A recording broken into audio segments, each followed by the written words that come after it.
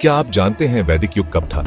ठीक है, चलो वैदिक काल की टाइमलाइन में डीप डाइव करते हैं। इंडियन हिस्ट्री के सबसे इंटरेस्टिंग पीरियड्स में से एक।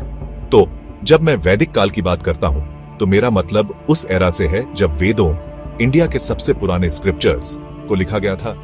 हिस्टोरियंस जनरली इस बात पर एग्री करते हैं कि वैदिक काल लगभग 1500 बीसी से 600 बीसी तक फैला हुआ है। सोचो, यह 3000 साल से भी पहले की बात है। चलो इसे ब्रेक डाउन करते हैं। वैदिक काल को आमतौर पर दो पार्ट्स में डिवाइड किया गया है, अर्ली वैदिक पीरियड, लेटर वैदिक पीरियड।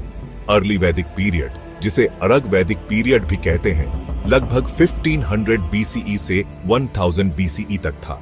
यही वह समय था जब ऋग्वेद, सबसे पुराना वेद, लिखा गया था। इस समय लाइफ ज्यादातर पेस्टोरल थी। लोग छोटे गांवों में रहते थे, कैटल पालते थे, सूरज, आग, हवा, बारिश जैसी नेचुरल फोर्स की पूजा करते थे। अब लेटर वैदिक पीरियड लगभग 1000 बीसीई से 600 बीसीई तक चला। यह बड़े बदलावों का समय था। सोसाइटीज छोटे गांवों से बड़े किंगडम्स में शिफ्ट हो गई। एग्रीकल्चर ज्यादा इंपॉर्टेंट हो गया। आयरन टूल्स का यूज होने लगा। नए रिलीजियस आइडियाज बनने लगे। बाकी के तीनों वेद, साम, यजुर, अथर्व, ये तीनों इसी फेज के दौरान लिखे गए थे। तो वैदिक काल क्यों इंपॉर्टेंट है? कई ट्रेडिशंस, रिचुअल्स और सोशल सिस्टम्स जो आज भी इंडिया में देखे जाते हैं, उनकी शुरुआत इसी समय हुई थी।